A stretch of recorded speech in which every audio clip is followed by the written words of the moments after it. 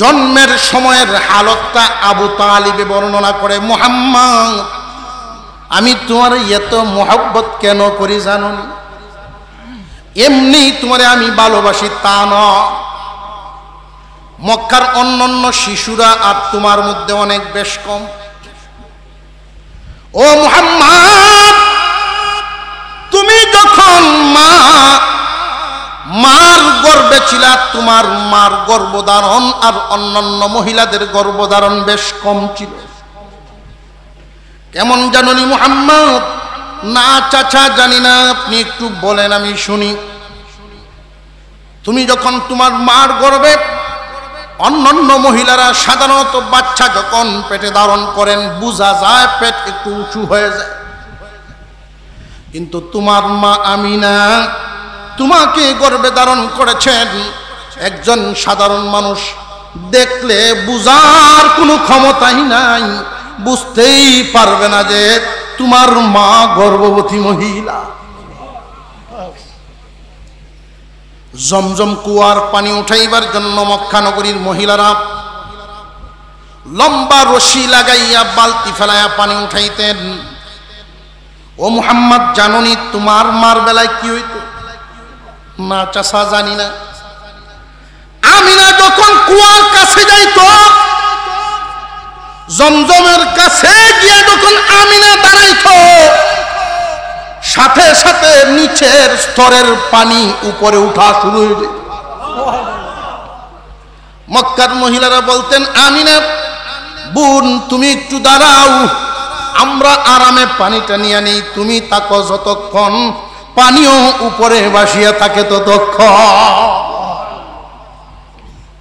মুহাম্মদ তোমারে যে আমি আদর করি এমনি না, এমন কিছু বিষয় আমি দেখছি যেগুলো অন্য কেউ দেখে নাই, কারোর বেলা ঘটে নাই। সাধারণত যখন সন্তান জন্মগ্রহণ করেন 9 মাস 10 দিন পর্যন্ত মার গর্ভে আটকে থাকা জমে থাকা রক্ত পানি যখন একসাথে প্রবাহিত হতে থাকে, একসাথে যখন বের হয় প্রচন্ড দুর্গন্ধ হয়, যেটা সহ্য করার মতো না। কি ধরনের দুর্গন্ধ পাশে যে সমস্ত মহিলারা থাকেন তারা বুঝতে পারেন, খুব বিচ্ছিরি এক দুর্গন্ধ হয়। কিন্তু মুহাম্মদ তোমার জন্মের অবস্থাটা ছিল ভিন্ন। বাবা রে, তোমার চাচিও সেখানে দরজায় দাঁড়ানো। তুমি যখন ভূমিষ্ঠ হও, তোমার জন্মের বেলায় যেই সুঘ্রাণ বেরিয়েছিল সেই সুঘ্রাণ শুধু তোমার গড়েই সীমাবদ্ধ থাকে নাই। আমি আবু তালেব দূর থেকে দাঁড়িয়ে সুঘ্রাণ পাইলাম। দুনিয়ার কোন বাজারের কোন সুঘ্রাণের সাথে মিল নাই, কোন আতরের সাথে মিল নাই। আমি ধারণা করলাম এই সুঘ্রাণ বুঝি খানায় কাবার চত্বরের বাড়িঘরের মধ্যেই সীমাবদ্ধ থাকবে, দূরে কোথাও যাবে না। কিন্তু মুহাম্মদ খানায় কাবার আশপাশের বাড়িঘর নয়, সারা মক্কা নগরীর ঘরে ঘরে সুঘ্রাণ পৌঁছে গেছে। সবে সাদিকের ওই সময়ের সেই দিনের গ্রাম শুধু মক্কায় সীমাবদ্ধ থাকে নাই, তামাম দুনিয়ার কোনায় কোনায় পৌঁছা শুরু হয়ে গেছে। অনেক সিরিয়ার কাফেলাদেরকে জিজ্ঞাসা করেছেন, অনেকেই স্বীকারোক্তি দিয়েছেন ওই দিনের আবহাওয়া, ওই দিনের সবে সাদিকের সুঘ্রাণ দুনিয়ার কোথাও আর খুঁজে পাই না। মুসলমান ইমানদার ভাইয়েরা আমার, স্রষ্টা যিনি আমি আপনাকে বানাইছেন, সমস্ত মাখলুককে বানাইছেন, যার হুকুমের মাধ্যমে সব কিছু হয়েছে, উনি হলেন স্রষ্টা। স্রষ্টার এমন কিছু গুণ আছে, গুণাবলী আছে যেইগুলো সৃষ্টির মধ্যে পাওয়া যায় না। আল্লাহ পাক রব্বুল আলামিন তিনি হলেন স্রষ্টা। উনার মর্যাদা সবার উপরে, উনার ক্ষমতা সবার উপরে। উনি দাতা আর সব হইল গ্রহিতা। উনি দাতা আর সব হইল গ্রহিতা। এই জন্য আমার আপনার নবীকে আজকে যে সূরাখানা তিলাওয়াত করেছি, এই সূরাতে আল্লাহ বলেন, ইন্না আ'তাইনাকাল কাউসার। ও পয়গম্বর, আমি আপনাকে দান করলাম। দাতাকে আর জোরে কোন, আর গ্রহিতা যাকে দান করা হলো উনি কে? আমার আপনার পয়গম্বর। আল্লাহ পাক রব্বুল আলামিন ডাক দিয়া বলেন, দোস্ত দান করলাম আমি, গ্রহণ করলেন আপনি। আমি দাতা, আপনি গ্রহিতা। দাতা আর গ্রহিতা কি সমান না বেশ কম? আল্লাহ পাক রব্বুল আলামিনের এমন কিছু গুণ, এমন কিছু সিফত থাকবে স্রষ্টা, যেই সিফত যেই গুণ সৃষ্টির মধ্যে থাকবে না। মুসলমান ইমানদার ভাইয়ারা আমার, আমার আপনার পয়গম্বরকে আল্লাহ মর্যাদা দান করেছেন, কিন্তু আল্লাহর সমান কি? আরো জোরে কর।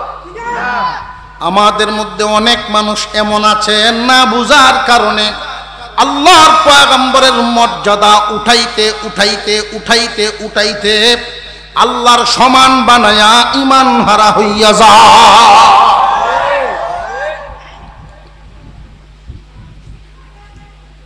বিবিরে আদর করবেন ভালো কথা, বউরে আদর করবেন ভালো কথা।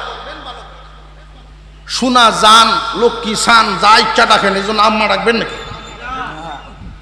কথা বুঝেন নাই? জায়গা বুঝে দিতে হইব না। আল্লাহ পাকের যত সিফত, যত গুণাবলী, এর মধ্যে একটা সিফত, একটা গুণ সমস্ত সৃষ্ট জগৎ, সমস্ত মাখলুকগণ উনার সামনে সব জায়গায় আল্লাহ বিরাজমান, সমস্ত জায়গায় আল্লাহ হাজির।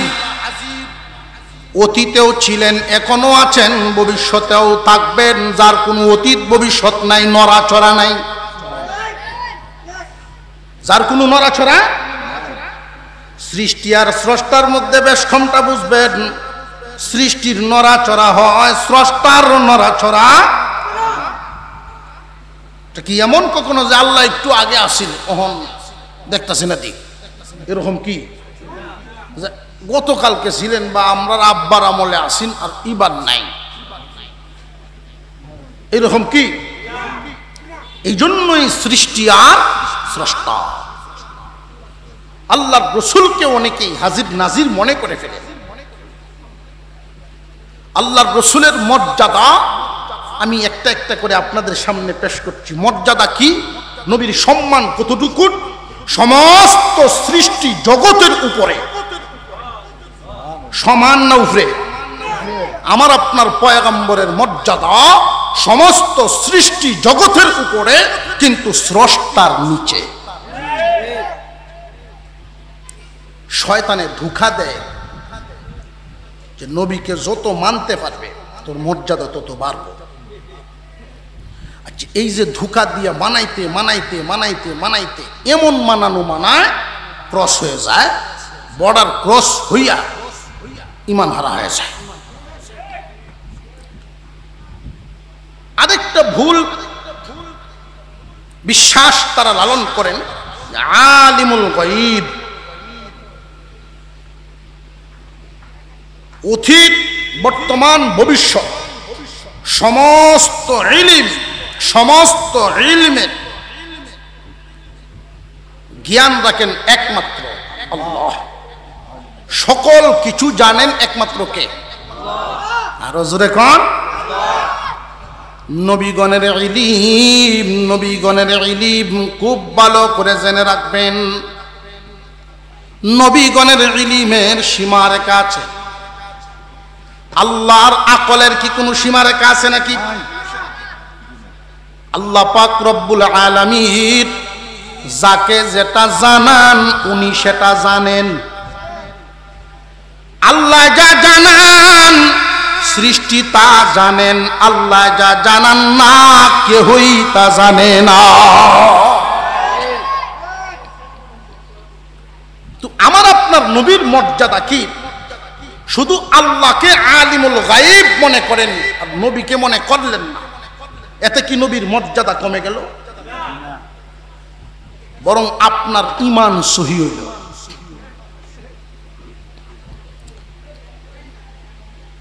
হুজুর আকরাম সাল্লাল্লাহু আলাইহি ওয়াসাল্লাম আপনার আমার পয়গম্বর কি পরিমাণ নিয়ামত পাইলেন। মহান আল্লাহ পাক রব্বুল আলামিন এই ছোট একখান সূরার মধ্যে ঘোষণা করেন, ইন্না আ'তাইনাকাল কাউসার। ও দোস্ত আমার, আপনাকে আমি কাউসার নামক নিয়ামত দান করলাম। কি নিয়ামত?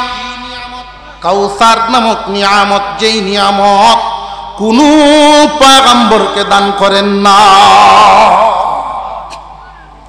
এই কাউসার নামক নিয়ামত, মামানাল কাউসার। কাউসার মানে কি? কাউসার অর্থ কি? মুফাসসিরিনে কেরাম কাউসারের অর্থ করেছেন প্রায় 26টা। কতটা?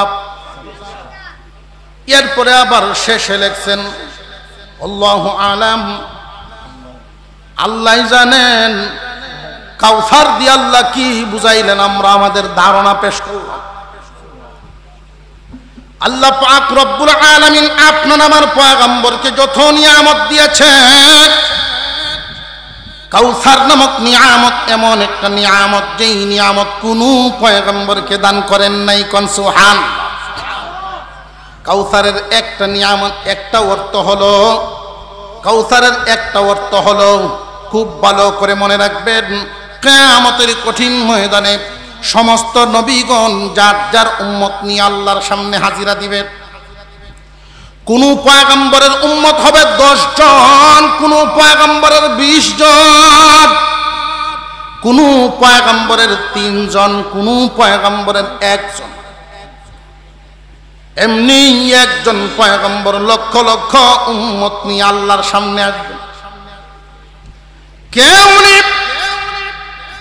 আপনার আমার পয়গম্বর এই বর্ণনা করতে গিয়া বলেন, আমি স্বপ্নে দেখলাম হাসরের মাঠ কায়েম হয়ে গেছে।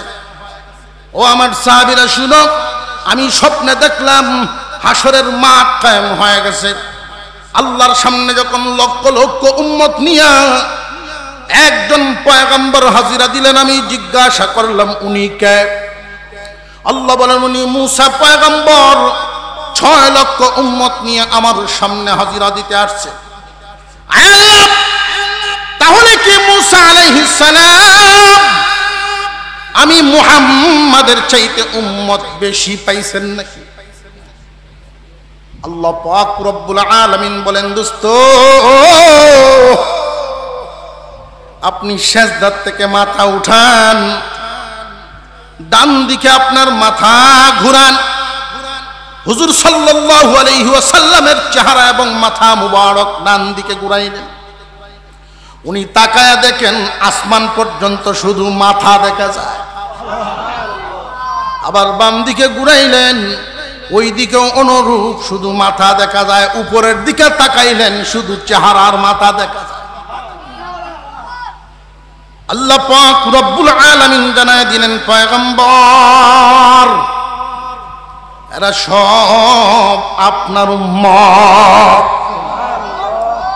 আদম থেকে নিয়া, আদম আলাইহিস সালাম থেকে নিয়া ঈসা আলাইহিস সালাম পর্যন্ত অসংখ্য গণিত পয়গম্বর, সমস্ত নবীগণ মিলিয়া যেই পরিমাণ উম্মত জোগাড় করতে পেরেছেন, আমি আল্লাহ এর চাইতে বহু গুণ বেশি উম্মত আপনি মুহাম্মদকে দান করলাম।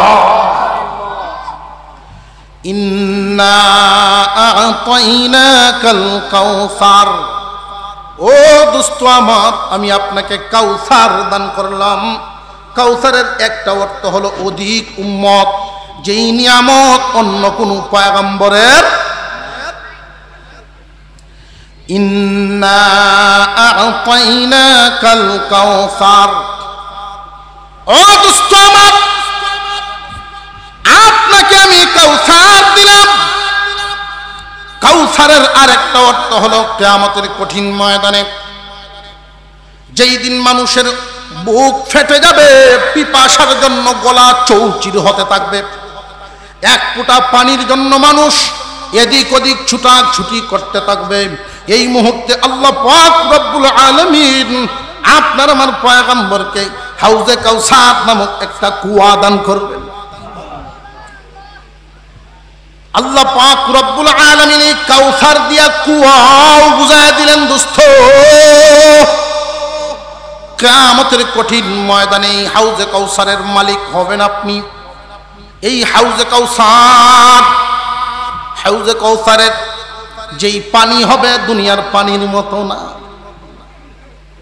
দুনিয়ার পানির সাথে ওই পানির মিল নাই। ওই পানির সাধারণত 3টা গুণ বর্ণনা করা হয়েছে। 1 নাম্বার গুণ হলো দেখতে হবে দুধের চাইতে সাদা, খাইতে হবে মধুর চাইতে মিষ্টি, সুঘ্রাণ হবে মেশকে আম্বরের চাইতেও আরো বেশি। 1 গ্লাস পানি যদি ওই দিন কেউ পান করেন, আপনার আমার পয়গম্বর 1 গ্লাস পানি যাকে দিবেন, এই পানি পান করার পরে জান্নাতে ঢোকার আগ পর্যন্ত পানির পিপাসা লাগবে না। সুবহানাল্লাহর আওয়াজ দিয়ে আস্তে আস্তে, আর একটু জোরে কন্যা সুবহানাল্লাহ। ওই পানি পান করতে রাজি আছেন তো ইনশাআল্লাহ? পান করতে রাজি আছেন তো ইনশাআল্লাহ? ওই পানি কারা কারা পান করতে পারবেন এই কথাটা কিন্তু এখান থেকে শুনে যেতে হবে। এটা এখানে রাখলাম যে হুজুর রাখলেন কেন? আপনারা আটকানি একটা কৌশল লাগবে না?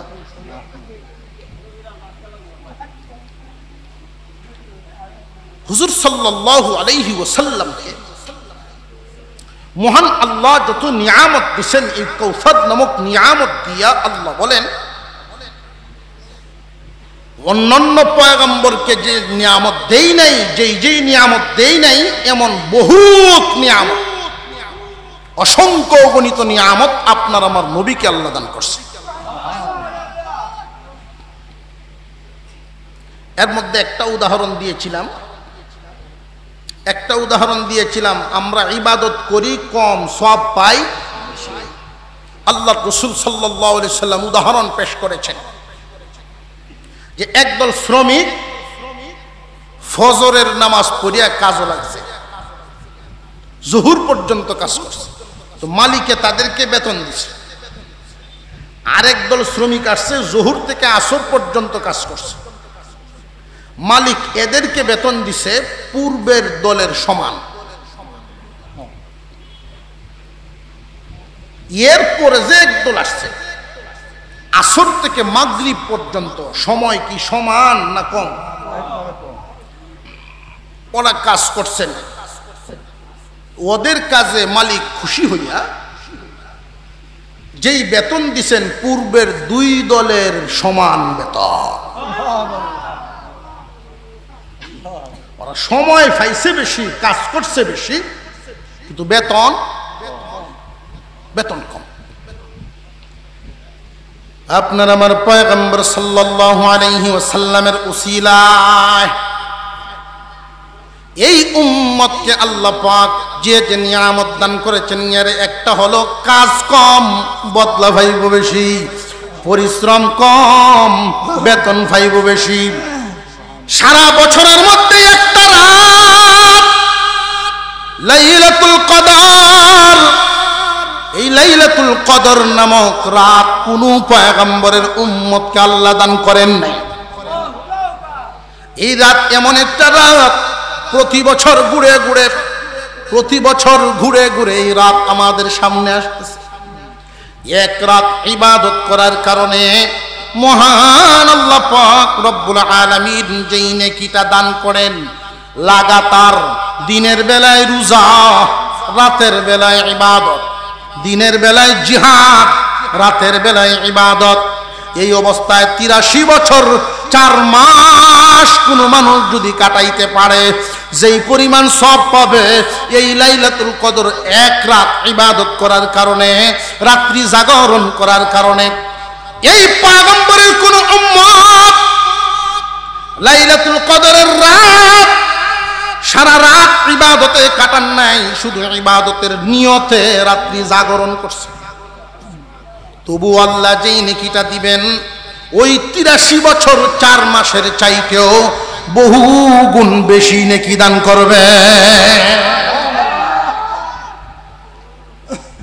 নবীজির খাতিরে হুজুর সাল্লাল্লাহু আলাইহি ওয়াসাল্লামকে আল্লাহ যত নিয়ামত দিয়েছেন, অন্যান্য পয়গম্বরের জন্মকাল আর আমার আপনার নবীর জন্মকাল, শিশুকাল অনেকটাই বেশ কম। পয়গম্বরের 63 বছরের জীবন আলোচনা করলে আজকের এই সময়ের ভিতরে সম্ভব না। এই অল্প সময় কি সম্ভব? এজন্য আমার আপনার নবীর শান মর্যাদা নিয়ে দুই একটা কথা বললাম। নবীর মর্যাদা কি কম না বেশি? বেশির আওয়াজটা উচ্চারণ হইছে যাদের জবান দিয়ে, সবার জবান দিয়ে কিন্তু হয় নাই। অথচ নবীর মর্যাদা সমস্ত সৃষ্টির চাইতে কম না বেশি? সেই নবীর উম্মত আমরা। দুঃখের সাথে বলতে হয়, পরিতাপের সাথে বলতে হয়, উম্মতে মুহাম্মাদী নবীর শান জানে না, মান জানে না, মর্যাদা জানে না। উম্মতের সন্তানেরা, উম্মতের বালকেরা নিজের নবীর জীবনী জানে না। উচিত হলো উম্মতে মুহাম্মাদী প্রত্যেকের ঘরে ঘরে বিশ্বনবীর জীবনী গ্রন্থ থাকা চাই। নবীজির জীবনী আলোচনা হবে, সিরাতুন নবী আলোচনা হবে। নবীজির জীবনী নিয়ে যেই জায়গায় আলোচনা হয়, নবীজির জীবনী নিয়ে যেই জায়গায় আলোচনা হয়, জীবনের কোনো একটা অংশ, আল্লাহর রাসূলের জিন্দেগীর কিছু একটা অংশ আলোচনা যেই জায়গায় হয়, চতুর্দিকে ফেরেশতারা বেষ্টন করে আসমান পর্যন্ত ঠেকিয়ে লেগে যায়। যতক্ষণ পর্যন্ত সেখানে বসে আলোচনা করতে থাকবেন, লম্বা সূরা দিয়ে দাঁড়িয়ে দাঁড়িয়ে আল্লাহর সামনে দাঁড়ায় নফল নামাজ পড়ার সওয়াব তার আমলনামায় দিতে থাকবেন। আপনার ঘরে যদি নবীজির জীবনী একটা গ্রন্থ থাকে, 10 মিনিট সময় পাইলেন, বাচ্চাদেরকে ডাকলেন, বিবিরে ডাকলেন, আসো আল্লাহর রাসূলের জীবনী একটু অংশ তিলাওয়াত করি। সারা বছরেও তো শেষ করতে পারবো ইনশাল্লাহ। নবীর মুহাব্বতে যে নবীজির জীবনী বই রাখলেন, বাচ্চাদেরকে নিয়ে পড়ানো শুরু করলেন, জীবনের কোনো না কোনো অংশ তারা জানলো, আমল করবে, নবীজির মর্যাদা জানবে, নবীজির মর্যাদা তাদের অন্তরে স্থান দিবে। কিন্তু পরিতাপের বিষয়, নায়ক নায়িকার জীবনী থাকে, বিভিন্ন প্লেয়ারের জীবনী সম্পর্কে জানে উম্মতের সন্তানেরা, নিজের পয়গম্বরের জীবনী সম্পর্কে জানে না। বড় আফসোস। এই জন্য নেতার মর্যাদা বুঝে, নবীর মর্যাদা বুঝে না। বড় পরিতাপের সাথে বলতে হয়, আমরা তো এমন একটা দেশে বসবাস করি যেই দেশে নাকি কারোর বাবার বিরুদ্ধে কথা বললে সাথে সাথে আসামি হয়ে জেলে যেতে হয়, বিশ্ব নবীর বিরুদ্ধে কটূক্তি করলে তার কোনো বিচার হয় না।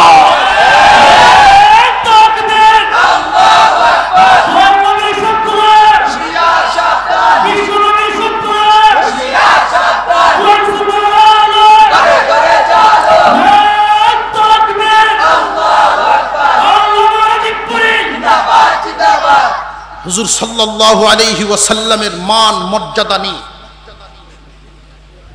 আল্লাহর রাসূলকে নিয়ে যদি কেউ কটূক্তি করে, আল্লাহর রাসূলকে নিয়ে যদি কেউ কটূক্তি করে, এখানে আমাদের ভিতরে কোনো ভেদাভেদ আর থাকবে না। সব এক হয়ে আমরা এক নবীর উম্মত, এই উম্মতেরা জমিনে বিচরণ করবে, আর এই জমিনে নবীর বিরুদ্ধে কথা হবে, এই মানুষটাকে জমিনে চলতে দেওয়া হবে না। এমন মনোভাব ভিতরে রাখা চাই। এটা হয় কেন? খুঁজে দেখবেন ওইটাও কোনো মুসলমানের গোষ্ঠীতেই জন্ম নিচ্ছে। আফসোসের ব্যাপার, এটা হয় কেন? এই কথাগুলো বলার উদ্দেশ্য আমরা সাবধান হয়ে যাই। আল্লাহ যেন এমন না করেন যে আমাদের কোন সন্তানরা এই দলে দিয়ে ভর্তি হয়।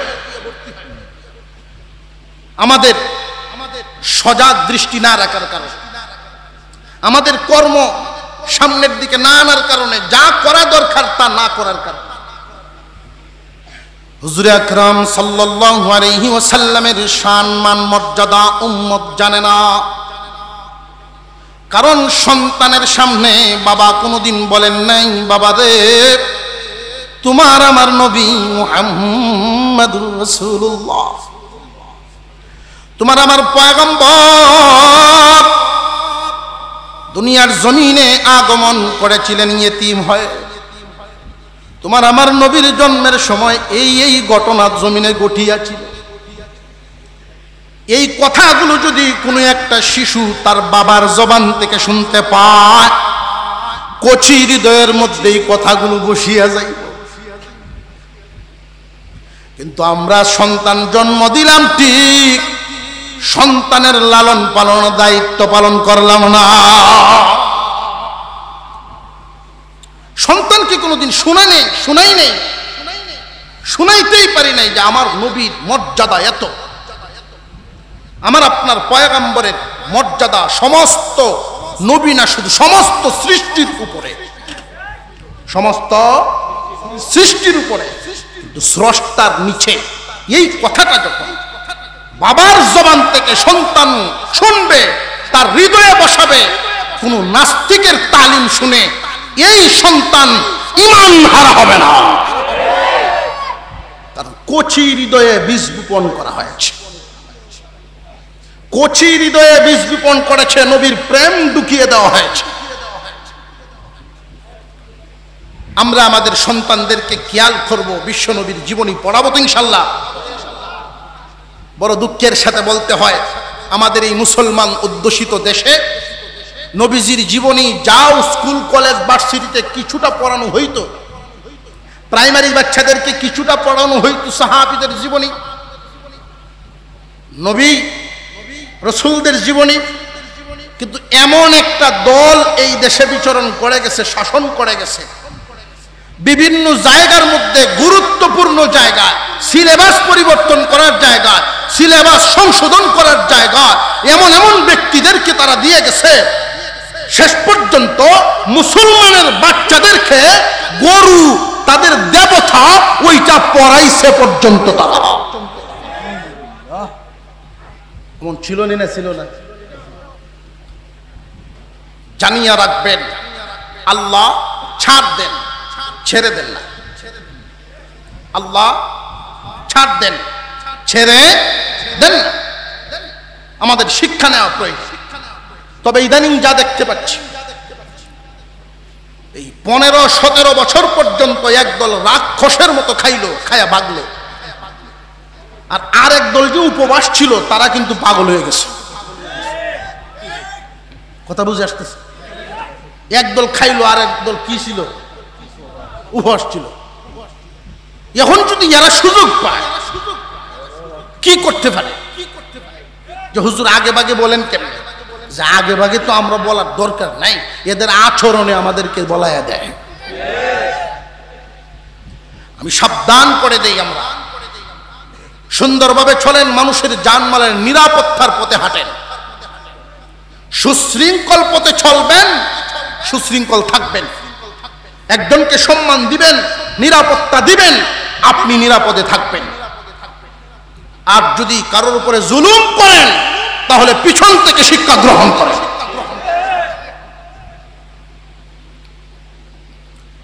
হুজুর সাল্লাল্লাহু আলাইহি ওয়াসাল্লাম, ওনার এক চাচা ছিল আবু তালেব, নামটা শুনছেন তো? এত মোহাব্বত করতেন। আবু তালেব কোনো দিকে যাইতেন না বাতিজাকে একলা বাড়িতে রেখে। কেন? যদি চাচিয়ে তারে কষ্ট দেয়। সুবহানাল্লাহ কইতেন না? কত মোহাব্বত, যে আমি যে কাজে যাব, সফরে যাব, ব্যবসার কাজে যাব, আমার বাতিজারে যদি আমার বিবি কষ্ট দেয়। অনেক চাষি এমন আছে না নাই?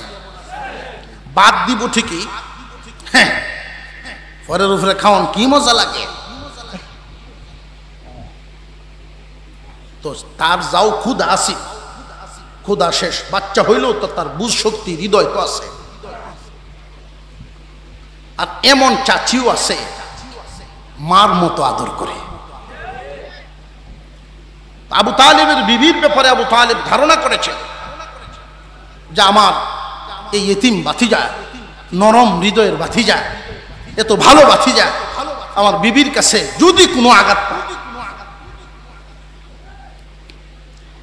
সাথে রাখতেন।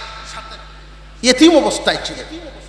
এখানে আমার আপনার একটা প্রশ্ন জাগে, নবীর মর্যাদা স্রষ্টার নিচে, সমস্ত সৃষ্টির উপরে, এবং উনার এক টাইটেল হলো হাবিবুল্লাহ। কি টাইটেল? হাবিবুল্লাহ। এই হাবিবুল্লাহ টাইটেল অন্য কোন পয়গম্বরের নাই। হাবিবুল্লাহ শব্দের অর্থ আল্লাহর বন্ধু। আল্লাহর বন্ধু হওয়ার মতো টাইটেল আরো নবীগণের ছিল, যেমন খলিলুল্লাহ। খলিলুল্লাহ অর্থ আল্লাহর বন্ধু, কিন্তু দুই অর্থে আসমান জমিন ব্যবধান।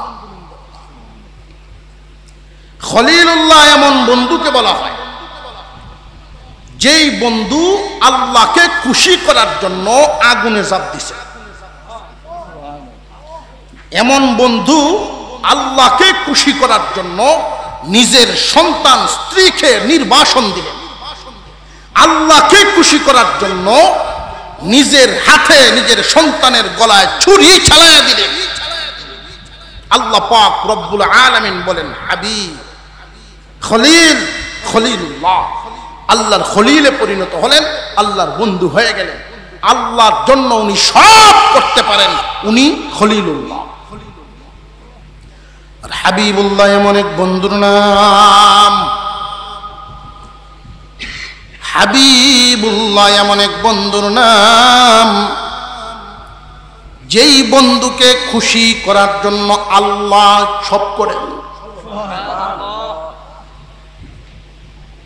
হাবিবুল্লাহ এমন এক বন্ধুর নাম, বন্ধু যেখানে আল্লাহর রহমত সেখানে। দুই একটা কথা না বললে আমার আপনার পয়গম্বরের জন্মের সময়ের হালতটা আবু তালিবে বর্ণনা করে, মুহাম্মদ আমি তোমার এত মোহাব্বত কেন করি জানো নি?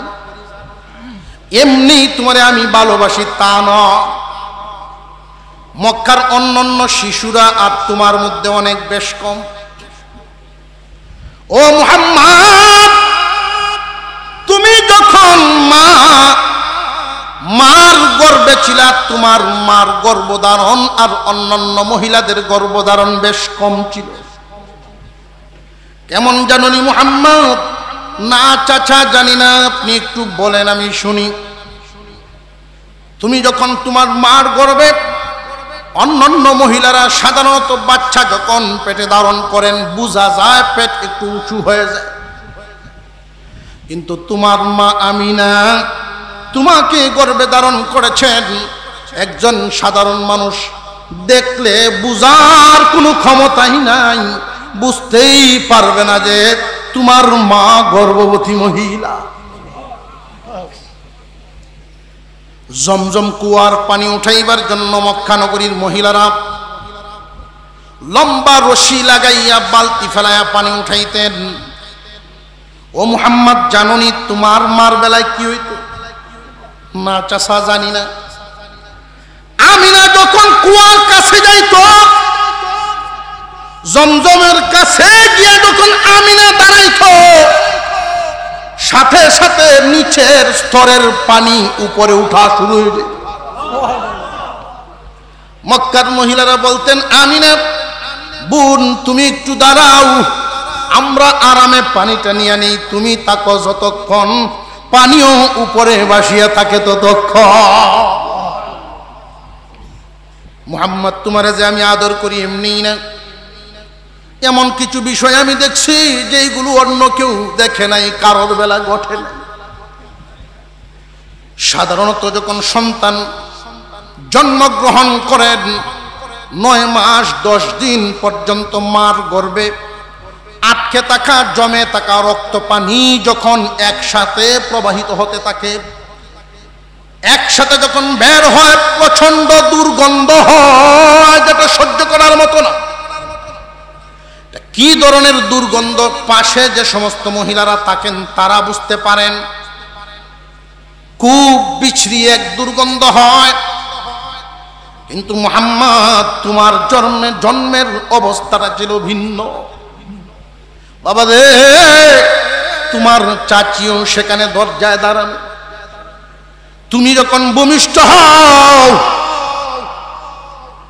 তোমার জন্মের বেলায় যেই সুঘ্রাণ বেরিয়েছিল সেই সুঘ্রাণ শুধু তোমার গড়েই সীমাবদ্ধ থাকে নাই। আমি আবু তালেব দূর থেকে দাঁড়িয়ে সুঘ্রাণ পাইলাম। দুনিয়ার কোন বাজারের কোন সুঘ্রাণের সাথে মিল নাই, কোন আপরের সাথে মিল নাই। আমি ধারণা করলাম এই সুঘ্রাণ বুঝি খানায় কাবার চত্বরের বাড়িঘরের মধ্যেই সীমাবদ্ধ থাকবে, দূরে কোথাও যাবে না। কিন্তু মুহাম্মদ খানায় কাবার আশপাশের বাড়িঘর নয়, সারা মক্কা নগরীর ঘরে ঘরে সুঘ্রাণ পৌঁছে গেছে। সবে সাদিকের ওই সময়ের সেই দিনের গ্রাম শুধু মক্কায় সীমাবদ্ধ থাকে নাই, তামাম দুনিয়ার কোনায় কোনায় পৌঁছা শুরু হয়ে গেছে। অনেক সিরিয়ার কাফেলাদেরকে জিজ্ঞাসা করেছেন, অনেকেই স্বীকারোক্তি দিয়েছেন ওই দিনের আবহাওয়া, ওই দিনের সবে সাদিকের সুঘ্রাণ দুনিয়ার কোথাও আর খুঁজে পাই না।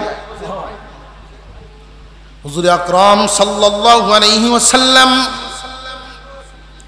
মা আমিনার কুলে আছেন ইতিম মুহাম্মদ। মনের ভিতরে প্রশ্ন জাগে, আল্লাহর দুস্ত যিনি হাবিবুল্লাহ, ওনারে আল্লাহ ইতিম বানায় দুনিয়ায় কেন পাঠাইলেন? জানিয়ে রাখবেন, আল্লাহ যাকে যেই পুরস্কার দিবেন, আল্লাহ পাক যাকে যেই নিয়ামত দিবেন, এর আগে তার কাছ থেকে পরীক্ষায় ফেলায় দেন, পরীক্ষা নেন, তারে কষ্ট দেন, এরপরে পুরস্কার দেন।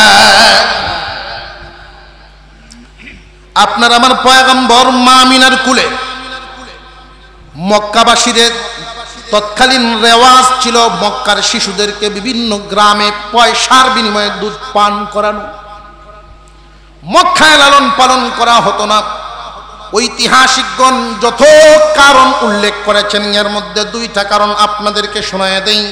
1 নাম্বার কারণ, সহি শুদ্ধ ভাষাটা ঠিক থাকে না, কারণ শহরে বিভিন্ন এলাকার মানুষের বসবাস আছে না, ভাষা উলট পালট হয়ে যায়। 2 নাম্বার, শহরের আবহাওয়া আর গ্রামের আবহাওয়ায় বেশ কম আছে না নাই? শহরের আবহাওয়ার চাইতে গ্রামের আবহাওয়া অনেক বিশুদ্ধ। আপনার আমার পয়গম্বর শিশু মুহাম্মদ সাল্লাল্লাহু আলাইহি ওয়াসাল্লামকে কুলে নিয়া মা আমিনা মক্কার বাজারের কোনায় গিয়া দাঁড়াইছে। কারণ অন্যান্য নারীদের মতো তো বাজারের মাঝখানে ঠেইলে টুইলে সামনে যাবেন না, কারণ উনি মুহাম্মাদুর রাসূলুল্লাহর মা। সাথে একটা মহিলা কর্মচারী বাদী উম্মে আইমান, এই বাদীকে সাথে নিয়ে বাজারের কোনায় দাঁড়ায় রয়েছে। কে যায় সেখানে? আর মক্কার অন্যান্য ছোট ছোট শিশুদেরকে মা বাবা আনন্দের সাথে নিয়ে আইসা দাঁড়াইছে। কখনো মায় কুলে নেয়, কখনো বাবায় কুলে নেয়, এদিক ওদিক ঘোরাঘুরি করে, এটা সেটা দেখায়। মা আমিনার চোখ দিয়ে পানি পড়তেছিল। মা আমিনা পানি ছাড়েন আর মনে মনে ভাবেন, আজকে যদি মুহাম্মাদের আব্বা থাকতো, আব্দুল্লাহ যদি দুনিয়ার জমিনে জিন্দা থাকতো, তাহলে অবশ্যই মুহাম্মাদকে কুলে নিয়ে তুই এইভাবে আদর করতো, এদিক সেদিক ঘুরাইতো। আল্লাহ পাক ডাক দিয়ে বলেন, জিবরাইল, আমার দোস্তের আব্বা নাই, এই মুহূর্তে তাকে কুলে নিয়ে ঘুরার কেউ নাই। জিবরাইল রে, আমার দোস্তরে আমি এমন জায়গায় ঘুরাইতে নিব, এমন এক জায়গায় ঘুরাইতে নিব যেখানে কেউ কোনোদিন যাইতে পারবে না। এমন খেলনা আমার দোস্তের জন্য আমি বানায় রাখছি, যেই খেলনা কারোর খেলনা হবে না। রে জিবরাইল, আমার দোস্তের জন্য আমি ঘোষণা করলাম মেরাজ। আমার দোস্ত এই মক্কার বাজারে শুধু ঘুরবে না, আমার দোস্তকে আমি ঘুরাইবো 7 আসমান, জান্নাত, সমস্ত মাখলুকাত আমি দেখাই। আমার দোস্তের ডানে বামে খেলনা বানায় দেব তারকারাজিদায়। এই জন্য কেউ যখন কোনো মুসিবতে পড়ে যায়, খারাপ হালতে পড়ে যান, পরীক্ষার হালতে পড়ে যান, এটা মনে রাখবেন, পরীক্ষা দেন কে? আল্লাহ পরীক্ষায় ফেলেন। আর পরীক্ষা না দেওয়া পর্যন্ত ক্লাস বদল হয় না। আমরা যেন নিরাশ না হই, এটা না ভাবি আরে আমি কি এমন ভুল করলাম। শুধু ভুল করলে আল্লাহ পরীক্ষা নেন না। আল্লাহ পাক ইমানদারদেরকে পরীক্ষায় ফেলায়া একটা স্তর গুনাহ মাফ করেন, আবার আরেক স্তর এদের মর্যাদা বাড়ায়া দেন। হালিমাতুস সাদিয়া, কবিলায়ে বনি সাদ, আরো অনেকজন সাথীরা আইছেন, বাচ্চা নিব মক্কার বাজারে আইছে। আপনাদের অসুবিধা হইতেছে? অসুবিধা হইতেছে না? হইতেছে, নার আওয়াজে বোঝা যায়। আপনাদের সামনে আমাদের আজকের যিনি মধ্যমণি, সুললিত কণ্ঠের অধিকারী, তিনি উপস্থিত আছেন। উনি আসার আগ পর্যন্তই আমি আপনাদের সামনে কিছু কথা শোনাচ্ছি। হালিমাতুস সাদিয়া,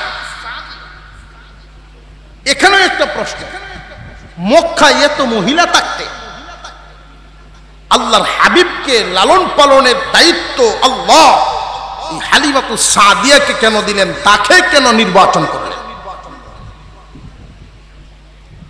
আরো মহিলা ছিল না? হালিমাতুস সাদিয়ার ভাগ্যে কেমনে গেল? অর্থটা বুঝেন। হালিমাতুস সাদিয়া, হালিমা সাদিয়া, সাদিয়া ভাগ্যবতী। নবীজিকে যেহেতু লালন পালন করতে পারছে, এর চেয়ে ভাগ্য আর কি হইতে পারে? তার মূল নাম হালিমা। হালিমা শব্দের অর্থই হলো সহনশীলা নারী, সহনশীলা নারী। মহিলারা বাচ্চাদেরকে লালন পালন করে, সবার লালন পালনের পদ্ধতি একরকম না। আর একটু জোরে কর। কেউ আছে দেখবেন বাচ্চাকে চারটা খাওয়ানোর জন্য প্লেট নিয়ে পিছনে পিছনে দৌড়াইতেছে, ও বাবা শোনা একটা লুকমা খাইলাও। এভাবে ঘুরতে ঘুরতে এক রুম থেকে আরেক রুমে যায়, ঘর থেকে সামনের বারান্দা যায়, ওইখান থেকে আবার উঠানে যায়, ঘুরতেই আছে ঘুরতেই আছে। আছে না নাই? আবার এমন মহিলাও আছে, খাইলে কা, আছে না নাই? যদি একটু আওয়াজ দেয় বাচ্চায়, এমন এক সোর মাইরে বয়, তো বাচ্চা তো দাঁতি লেগে রয়েছে শিক্ষা দিয়ে। তো বাচ্চার বাপে যদি আরেক রুম থেকে বাচ্চাটা মারে, যদি তুমি কথা কইবা তা আইতাম আমি, না তুই নই তা। এমন মহিলাও আছে না নাই? আল্লাহ পাক আপনার আমার পয়গম্বরকে, বিশ্ব নবীকে লালিত পালিত করবেন এমন একজন মহিলার দ্বারা, যেই মহিলার মেজাজ হবে সহনশীলা। আর একটু জোরে কন্যা সুবহানাল্লাহ। আলম ইয়াজিদকা ইয়াতীমান ফাআওয়া,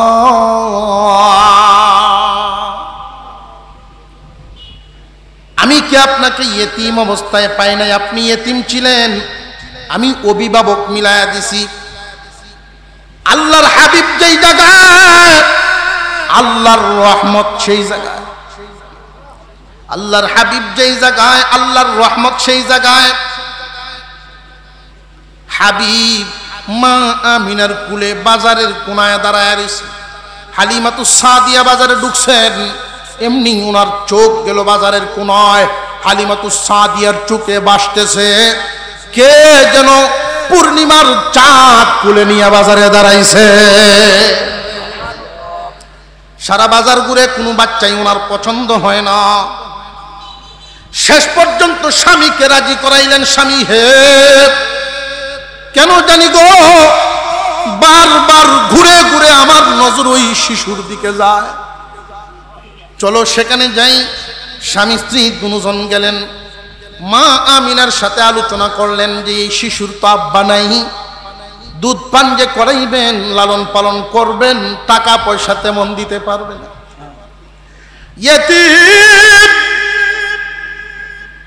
এতিমের লালন পালন করবেন, যা পারি আমি দিব। হালিমাতুস সাদিয়া বলে, আমিনা চিন্তা কইরো না, চিন্তার কোনো কারণ নাই, দাও আমার কোলে উঠায়া দাও, আমি নিলাম। এটা তোমারে সান্ত্বনা দেওয়ার জন্য বলি, তোমার মনের ভিতরে যেন কোনো ভয় না ঢুকে। একটা কথা শোনায়া দেই, টাকা পয়সা যদিও তুমি কম দিবা, আমি এই শিশুর যত্ন কিন্তু কম করব না। আলাম ইয়াজিদকা ইয়াতীমান ফাআওয়া, আপনি এতিম ছিলেন, আমি অভিভাবক জায়গায় জায়গায় জায়গায় জায়গায় বানায় রাখছি, যেই আপনারে দেখে আপনার প্রতি দরদি হইয়া যা। স্বামী স্ত্রী দুজন উঠের উপরে সোয়ার, স্বামী সামনে স্ত্রী পিছনে। উঠ তো উঠেও না, সামনেও যায় না। পড়ছে না এক বেকায়দায়। কি ব্যাপার, কি করা? তাহলে পার্শ্ব পাল্টায় দেখি, আমি পিছনে চলে যাই, তুমি মুহাম্মদকে নিয়ে সামনে চলে আসো। শিশু মুহাম্মদকে কুলে নিয়ে সামনে আইসে বসছেন হালিমাতুস সাদিয়া। উনার স্বামী পিছনে বৈশা যখন সামান্য একটু ইশারা দিছে, এমন গতি বাড়ছে, উট দৌড়ানো শুরু করছে। লম্বা লম্বা কদম দেয়, লম্বা লম্বা কায়েক দিয়া তাদের কাফেলাকে পিছনে ফেলায় দিছে। মানুষ আশ্চর্য হয়ে গেছে। কেউ কেউ ডাকে আর বলে, কি গো হালিমা, তোমার এই উঠের গায়ে শক্তি কেমনে বাড়লো? হালিমায় জবাব দেয়, আজকে এমন একজন শিশু আমার কুলে উঠাইছি, এই শিশুর বরকতে উঠের গায়ের শক্তি বেড়ে গেছে। রে উম্মত, হাবিবের উম্মত, কপাল পুড়ে গেছে। নবীর আদর্শ এক জায়গায়, উম্মত থাকে আরেক জায়গায়। যেই নবীকে শিশু হালতে হালিমায় সামনে রাখার কারণে দুর্বল উট সবল হয়ে গেছে। এই উম্মত যদি নবীর আদর্শকে সামনে রাখা জীবনে কদম বাড়ায়, তোমার জীবনের চলার গতি দুর্বলতা কাটাইয়া সবল হইয়া যাইব।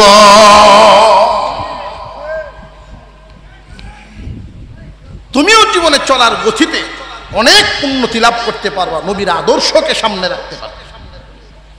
হালিমাতুস সাদিয়া পৌঁছে গেলেন বাড়িতে।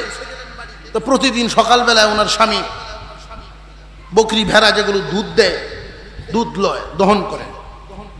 তো মালিকের তো একটা অনুমান আছে কতটুকুন দুধ পাওয়া যায়। এই অনুমান অনুযায়ী এই পাত্র লইয়া যায়। এই পাত্রটা নিয়ে যখন ঘরে ঢুকছেন, গিয়ে দেখেন বকরি বেড়ার যে উলানগুলো অন্য দিনের তুলনায় একটু বড় বড় লাগে। আল্লাহর হাবিব যেখানে, আল্লাহর রহমত সেখানে। দুধ দহন করছেন, অর্ধেকও শেষ হয়েছে না, পাত্র ভরে গেছে। দৌড়ে লইয়া গেছে গরু। হালিমা, কি হয়েছে? পাত্র আর একটা দেও। কই অন্যদিন তো একটাই বলে না। হালিমা গো তুমি কি ভুলে গেছো আল্লাহর রহমত নাজিল হয়ে গেছে এই শিশু মুহাম্মাদের উসিলায়, শিশু মুহাম্মাদের উসিলায় আল্লাহর রহমত নাজিল হয়ে গেছে। রে হালিমা আমি তোমারে হুকুম দেই এই মুহাম্মাদের যত্ন তুমি যত বাড়ায়া দাও আল্লাহর রহমত তত বাড়বে। আলম ইয়াজিদকা ইয়াতীমান ফাআওয়া, আপনি ইয়েতিম কিন্তু ছেড়ে দেই নাই, ইয়েতিম অবস্থায় আমার রহমত দিয়া ডাইকা রাখছি। আপনি যেখানে রহমত সেখানে যেন আপনার আদর কদর বাড়ে। সুবহানাল্লাহ। এইভাবে দিন যাইতে যাইতে সময়, নির্ধারিত সময় শেষ হয়ে গেছে। হালিমায় আর রাখতে পারবো না। আমিনার বাচ্চা আমিনাকে দিয়ে আসতে। হালিমা তো সাদিয়া বৈশা বৈশা কান্দে, গাছের তলে বইয়া কান্দেন, পাতের বইয়ে বইয়া কান্দেন। কেউ যদি জিজ্ঞায় তুমি কেন কান্দো? কান্দি জীবনে কত শিশু লালন পালন করলাম, এত মায়া লাগে নাই। জীবনে কত শিশু লালন পালন করলাম, এত মায়া লাগে নাই। আমি এই মুহাম্মদকে যতদিন দুধ পান করাইছি কোনদিন আমার দুনো দুধের দুধ পান করে নাই। তার সাইটের দুধ সে পান করত, অপর সাইটে কোনদিন সে গিয়া পান করতো না, তার ভাইয়ের জন্য রাইখা দিত। ইনসাফওয়ালা নবীর উম্মত আমরা, ইনসাফওয়ালা নবীর উম্মত আমরা, দামি নবীর দামি উম্মত। আফসোস হলো দামি উম্মত হইয়া কম দামা কাজ করে। হুজুর সাল্লাল্লাহু আলাইহি ওয়াসাল্লামকে নিয়ে নির্দিষ্ট সময়ের মধ্যে হালিমাতু সাদিয়া মক্কায় গেছে। গিয়া বলেন, ও আমিনা, শুনতেছি এদিক সেদিক মহামারী চলতেছে, সমানে বাচ্চাদের অসুখ হইতেছে। এই অবস্থায় কি মুহাম্মদকে রেখে যাওয়া ঠিক হইব? তার কথা বলার ধরনে কি আপনার আমার নবীকে রাইখা যাওয়া উদ্দেশ্য না লইয়া যাওয়ার উদ্দেশ্য? যদিও পেটে ধারণ করেন নাই, শুধু লালন পালন করছেন, মোহব্বত কমছে না বাড়ছে। হালিমাতু সাদিয়া নিজের সন্তানটাকে হাতের উপরে রাইকা ঘুম পাড়াইতেন, আমার আপনার নবীকে বুকের উপরে রাইকা ঘুম পাড়াইতেন।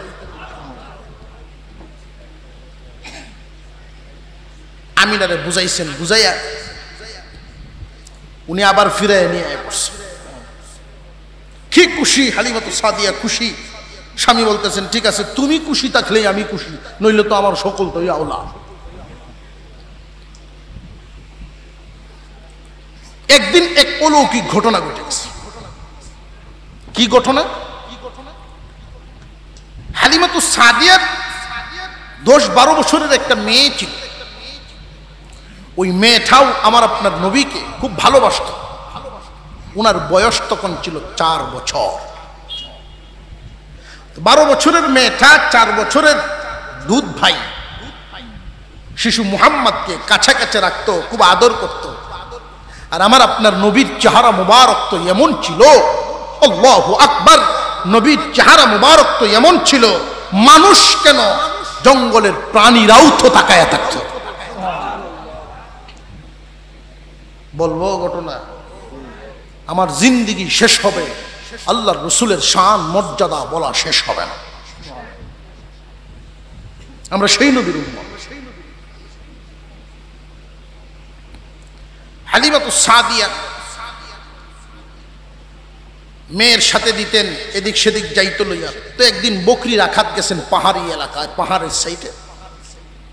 হঠাৎ করে দেখেন আসমান থেকে সাদা পোশাক পরিহিত একজন মানুষ, তার হাতে একটা বাটি আছে, আর এক হাতে ধারালো চকচকে ধারালো একটা ছুরি নিয়ে আসমান থেকে এসে জমিনে নামতেছে। এই বাচ্চাটা ভয় পেয়ে গেছে, মেয়ে বাচ্চাটা ভয় পেয়ে চিৎকার করতেছে।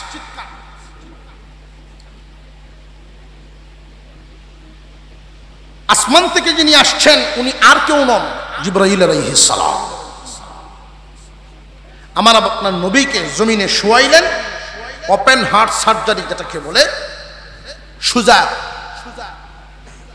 গলার উপরই, গলার নিচ অংশ, মুখের উপর অংশ, এখান থেকে নিয়ে একদম নাভির উপর পর্যন্ত পুরোটাই চিরে ফেলছে। ভিতর থেকে যা যা আল্লাহর হুকুম ছিল সব ধুয়ে ফেলছেন, ধুয়ে আবার ভিতরে ঢুকিয়ে আবার লাগাই দিচ্ছেন। যেইভাবে আগে কোনো দাগ ছিল না, এইভাবে কোনো দাগ নাই।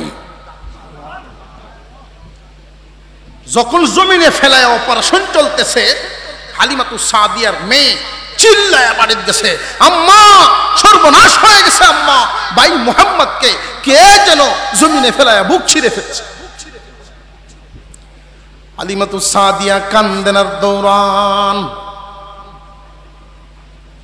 কান্দেন আর দৌড়ান, কে গো এই শিশুর উপরে এমন কাজ করতেছো, এমন অত্যাচার করতেছো, সাবধান মুহাম্মাদের কোনো ক্ষতি কইরো না, আমার এই শিশুটার আব্বা নাই। ইয়তীম মুহাম্মদ।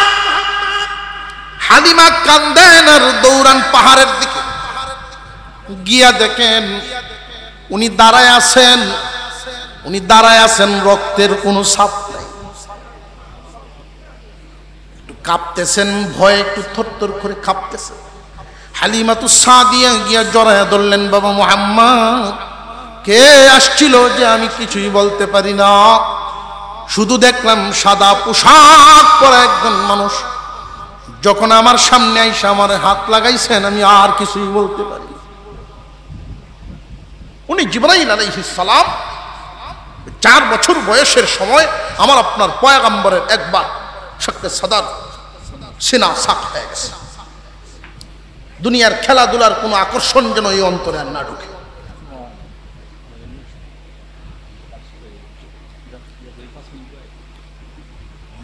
হালিমাতুস সাদিয়া চিন্তা করলেন, যেই ঘটনা ঘটে গেছে আল্লাহ তো হেফাজত করছে, না জানি আর একদিন কোনটা কি হয়, তার মার কাছে গিয়ে দিয়ে আসে।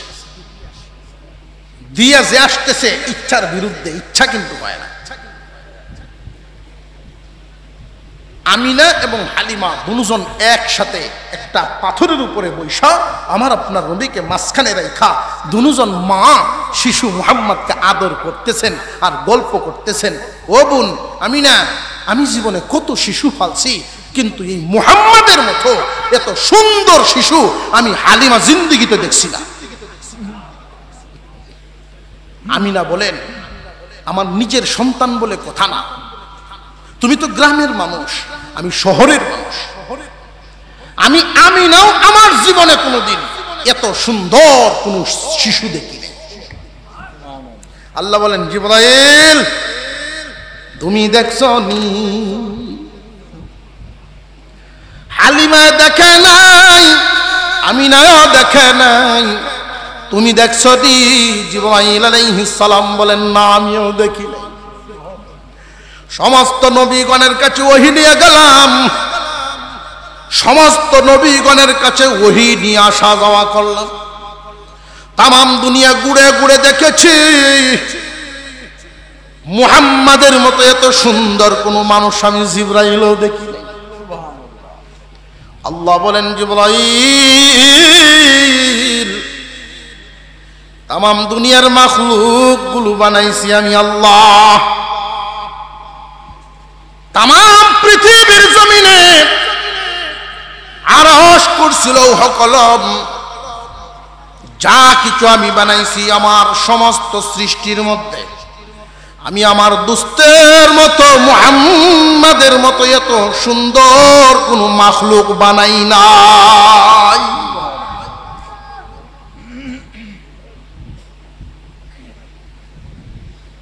ছয় বছর বয়সের সময় ওনার আম্মাও মারা গেলেন, দাদার দয়া মায়া আরো বাড়ছে। আব্দুল মুত্তালিব সাথে রাখেন, ছেলেটাও নাই, বৌমা ছিল ওইটাও মারা গেল। আল্লাহ আল্লাহ, নাতির প্রতি দরদ কি কম না বাড়বো। আব্দুল্লাহও মারা গেছেন, আমিনাও মারা গেছেন, আমার ভাই মুহাম্মদকে রেখে গেছে। 8 বছর বয়স, 6 থেকে 8 বছর বয়স পর্যন্ত এই 2টা বছর দাদার ছায়াতলে ছিলেন। দাদাই আদর করছেন, সাথে নিয়ে ঘুম পাড়াইতেন, খানা ফিনা দিতেন, যা লাগতো দিতেন। দাদাও মারা গেলেন। শিশু মুহাম্মদ অসহায়, 8 বছর বয়স। ওই সময় আবু তালেব চাচা, আরো তো চাচা ছিল না, ছিল না? বাতিজার প্রতি সব চাচাদের দয়া মায়া সমান হয় না, বেশ কম আছে। আর কলজাই যেহেতু বেশ কম, হইতেই তো পারে। আবু তালিবের যেই দয়া মায়া, আবু তালেব 8 বছর থেকে 12 বছর পর্যন্ত এই 4 বছর বাতিজাকে লালন পালন করেছেন। পাশে পাশে পাখের নিচে রাখছেন, কখনো খালি বাড়িতে রেখে যান নাই যদি তার চাচির দ্বারা আক্রান্ত হয়। শেষ পর্যন্ত লম্বা ঘটনা, উনি নিয়ে গেলেন খাদিজাতুল কুবরা রাদিয়াল্লাহু আনহার বাড়ি। ও খাদিজা, কত মানুষ তোমার এখানে কাজ করে, আমার ভাতিজা মুহাম্মাদের চাইতে উত্তম কোন শিশু আমি আবু তালেব জীবনে দেখিনি, আমার ভাতিজাকে তুমি রাখো। একটা কাজ দিয়া রাখলেন, কিছু বকরি ভেড়া, ওইগুলো তুমি রাখালি করবা, ওইগুলোকে দেখশুন করবা, ওই ঘরটাতে তুমি থাকবা খাই। কিছুদিন পরে অন্যান্য রাখালের আয়েশা খাদিজা রাদিয়াল্লাহু আনহার কাছে কান পরা দেয়, কান পরা। আপনি যে ওই নতুন ছেলেটারে রাখছেন, খবর রাখেন। হাওরে যায়, পাহাড়ে যায় ঠিকই, ঘাস খাওয়ায় না। কি করে? সে যখন বৈশা থাকে, ছাগল বকরি বেড়া তারে ঘিরে চতুর্দিক দিয়ে বৈশা থাকে, তার দিকে তাকায় বৈশা।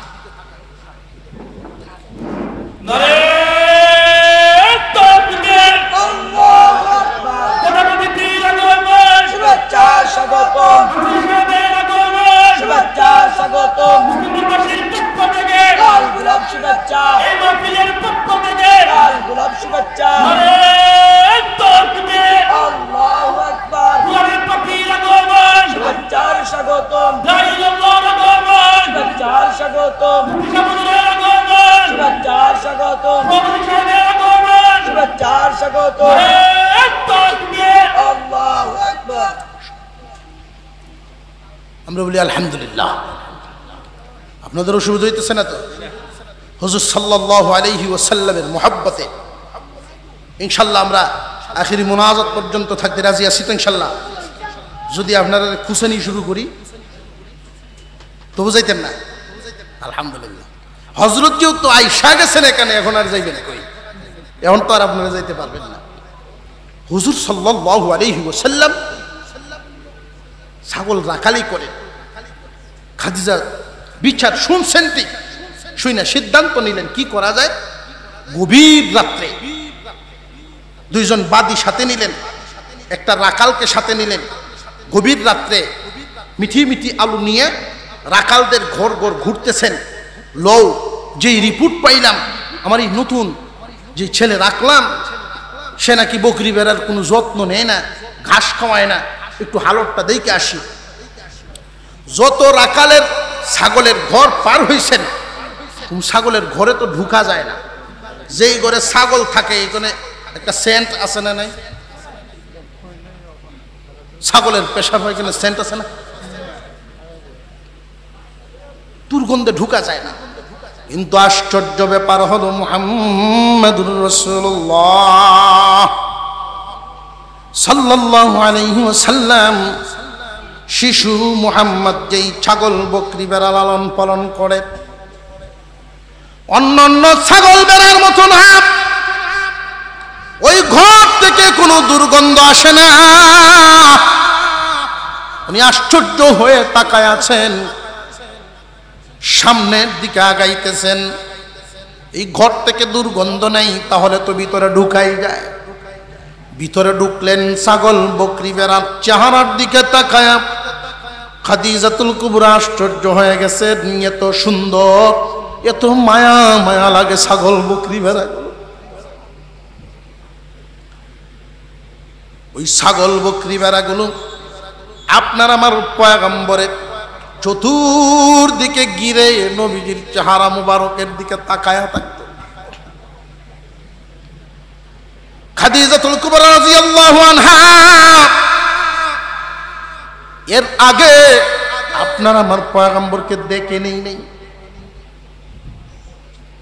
উনি হিসাব মিলাইতেছেন, যার তত্ত্বাবধানে এমন ছাগল বকরি বেড়ার চেহারা এত লাবণ্যময় হয়, এত সুন্দর হতে পারে, মায়া মায়া লাগে, না জানি তার নিজের চেহারা কত সুন্দর।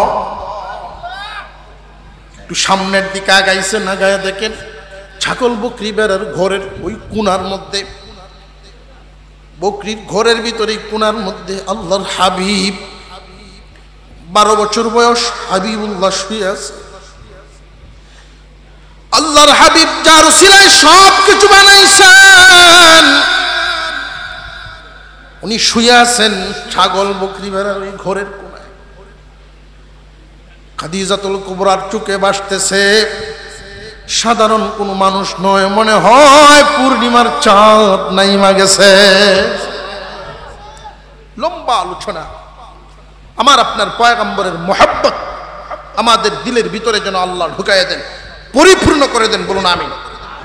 নবীজির আদর্শ অনুযায়ী যেন জীবনযাপন করতে পারি, বলেন আমিন।